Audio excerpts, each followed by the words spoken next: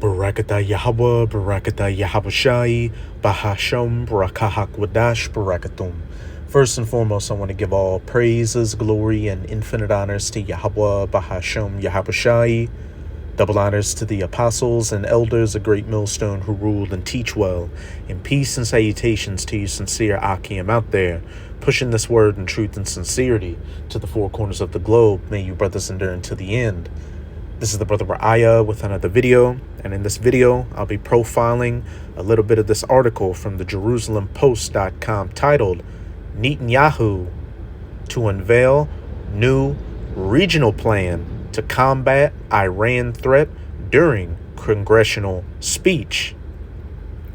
Netanyahu will present a new strategy against Iran and Hamas in Congress amid ongoing Israeli-Palestinian conflict and criticism. And hey, this is just those Amalekite Edomites, the 1948ers over in the Holy Land, just further, fulfilling their role in biblical prophecy, which is to gather these nations down into that so-called Middle Eastern region, really Western Asia, for the battle in the Valley of Jehoshaphat, the War of Armageddon. This is Jeremiah chapter 49, verse 20. Therefore, hear the counsel of Yahweh that he hath taken against Edom, the biblical Edomites being known as these so-called white people today.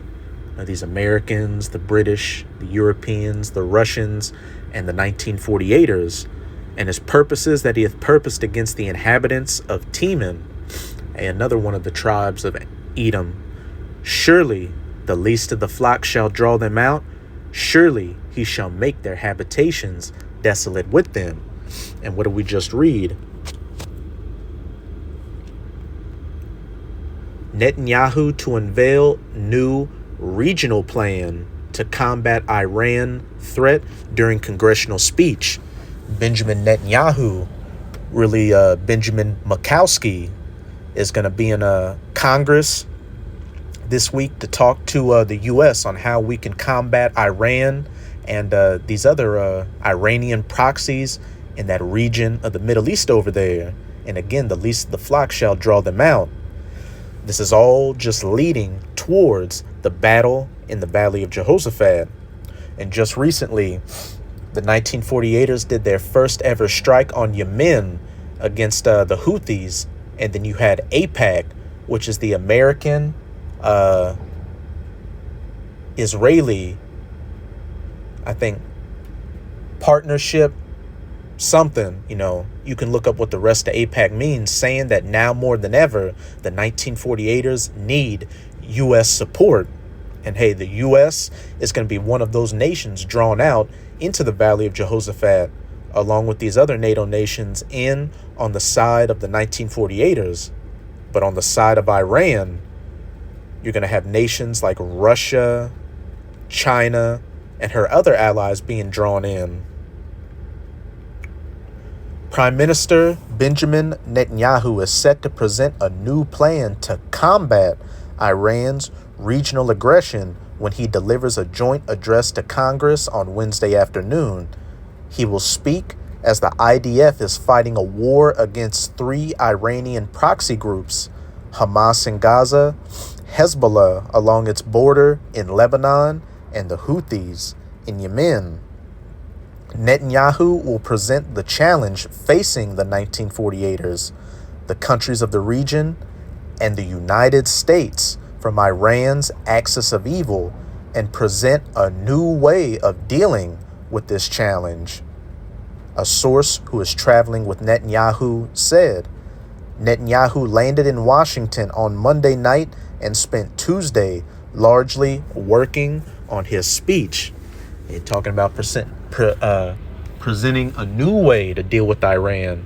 But the only way it's ultimately going to lead to is war against Iran. Look up something called the Oded-Yinon plan, which was a plan, written up back in the 80s to weaken the 1948ers as neighboring countries, balkanize them so that they would be the only power there, the only, strong power, And with that, what the United States having a greater influence in that region. So, I'd say with this article, but according to biblical prophecy, the 1948ers, the least of the flock, is doing exactly what they were prophesied to be doing. And just like most things with these Edomites, they have an idea on how they want the plan to play out, but the Most High's got a whole other, a whole other, thing in mind. Let's get back to these precepts. Because like I said, the least of the flock that's going to draw them out, the nations that are going to be drawn out are nations like the United States of America on the side of the 1948ers, and then on the side of Iran, nations like Russia. But this is Joel chapter 2, verse 20. But I will remove far off from you the Northern Army, the North American Army, the United States military, and will drive him into a land barren and desolate, like a desert, that Middle Eastern region, Western Asia, with his face toward the East Sea. And when we go to a map of the Middle East, we see Saudi Arabia right here, which has been used as the main staging ground for America's wars in the Middle East. And America has a heavy military presence there. And towards the east, what do you have? The Persian Gulf. And just above the Persian Gulf, Iran. And then to the northeast, you've got Iraq with the Tigris and Euphrates rivers, which America also has a small military presence there, as well as in Syria. And his hinder part, or behind him, toward the utmost sea, the Red Sea, which at the bottom you have Yemen, and you have the U.S. Navy in the Red Sea right now, combating those Houthi rebels, which gets support from Iran. And his stink shall come up, and his ill savor shall come up, because he hath done great things. There's going to be a great slaughter of U.S. military personnel, as well as these other heathens' military personnel that are brought down into the valley of Jehoshaphat by the least of the flock. But that's dealing with those coming in on the side of the least of the flock. Now let's deal with those coming on the opposite side against the least of the flock. This is Ezekiel chapter 38, verse 2. Son of man, set thy face against Gog, the land of Magog, speaking of Russia, the chief prince of Meshech and Tubal, and prophesy against him, and say, Thus saith the Lord Yahweh, Behold, I am against thee, O Gog, the chief prince of Meshech and Tubal, and I will turn thee back and put hooks into thy jaws. The Most High putting those Russian Edomites back into that confrontational Soviet Union spirit, which we clearly see with their war in Ukraine and what them helping to come up with the BRICS to create an alternative to the Western, European and American system out there. And I will bring thee forth and all thine army, horses and horsemen, all of them clothed with all sorts of armor, even a great company with bucklers and shields, all of them. Verse 5, Persia, which is the ancient name for Iran, Ethiopia, and Libya with them, all of them with shield and helmet. Gomer, which is speaking of Turkey, and hey, Turkey is going to completely turn their backs on NATO. They've already shown interest in joining BRICS, and they're doing a lot of things to build up their alliance with Russia and all his bands, the House of Togarmah of the North Quarters and all his bands, and many people with thee, going into, Russia's allies. Be thou prepared and prepare for thyself, thou and all thy company that are assembled unto thee, and be thou a guard unto them. Surely the least of the flock shall draw them out. The Northern Army, or the U.S. military on the side of the 1948ers, and on the side of Iran or Persia, Gog, to be a guard unto them. And like I've been saying all throughout the video, this is ultimately going to culminate into the battle in the Valley of Jehoshaphat, the War of Armageddon, the main part of World War III. But this is Joel chapter 3, verse 9. Proclaim ye this among the Gentiles, the heathen Gentiles.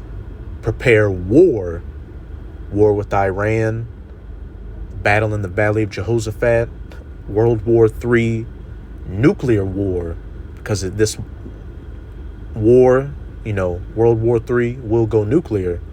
Wake up the mighty men, let all the men of war draw near, let them come up. You got Netanyahu visiting the U.S. this week to talk about new plans to deal with Iran, which involves the military. You've got the U.S. military in the Red Sea already combating the Houthis. And then you've got Russia and China who are going to come to Iran's aid. Beat your plowshares into swords and your pruning hooks into spears. Let the weak say, I am strong. Assemble yourselves and come, all ye heathen. The United States of America, the 1948ers, Iran, Russia, China, NATO, and gather yourselves together round about. Thither cause thy mighty ones to come down, O Yahweh, those death angels holding back this great destruction. The four winds, as it says in Revelation chapter 7, waiting to get the go-ahead to release it, which is mainly going to happen after the MOTB in Revelation 13, verse 16, that C-hip implant is mandatorily implemented, which that is right around the corner. Let the heathen be wakened and come up to the valley of Jehoshaphat, which in the Hebrew is Yahweh's Shaphat, or Yahweh's judgment. For there will I sit to judge all the heathen round about for afflicting the children of Israel, which you can read about in the first couple of verses in this chapter. The true children of Israel consisting of the so-called Negroes, Latinos, and Native Americans today, as well as the Israelite foreigners who have been scattered to these heathen nations and have come to look like them through the generations. And when you go to Psalms 83, of the heathen nations that confederated themselves against the children of Israel, you Edomites are at the top of the list. And it also mentions you Amalekites as well. Put ye in the sickle, for the harvest is ripe. Come get you down, for the press is full. The fats overflow, for their wickedness is great. Multitudes in the valley of decision, for the day of Yahweh is near in the valley of decision. And with all these things that are taking place, we clearly see that the day of Yahweh is very near in the valley of decision. So that's it with this video. And with this video, I hope you sincere Akim and Akwath were edified. Just keep strong. We are almost out of this final wicked captivity of the heathen nations, chiefly of the Edomites. And as always, I'm going to say Abad Babal, Kwam Yasharala, and until next time, Shalom.